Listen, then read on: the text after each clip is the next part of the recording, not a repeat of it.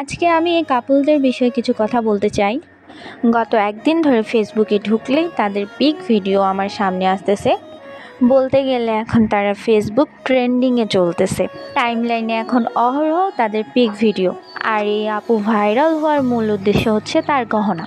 ভাবছিলাম কিছু বলবো না, কিন্তু তাদের পোস্ট এত আমার চোখের সামনে আসতেছে, কিছু না বলে থাকতে পারলাম না। কিছু পাবলিকের উদ্দেশ্যে বলতে চাই। বলছি, ভাই, আপনার কি প্রবলেম? সে এত গহনা পরেছে, আপনার কি প্রবলেম?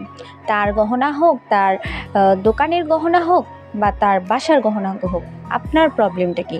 তাকে এইভাবে যে ট্রোল করতেছেন, তাকে এইভাবে ভাইরাল করতেছেন, আপনার এত জ্বলে কেন? আপনার নাই এই জন্য কি আপনার জ্বলে? কাউকে নিয়ে উপহাস করার আগে আপনি নিজের দিকে তাকান। আর কিছু পোস্ট দাতা এমনভাবে পোস্ট করেছে, এইভাবে রাখতে না পারলে হুদাই মেসেজ দিও না প্রিয়।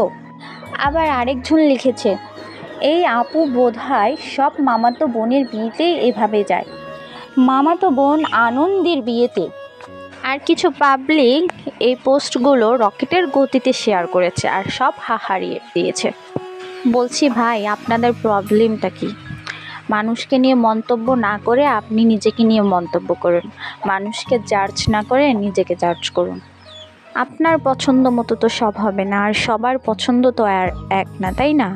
তার ভালো লাগা তাকে নিয়ে থাকতে দেন, আর আপনারা তাদেরকে নিয়ে মাথা ব্যথা করা বন্ধ করুন।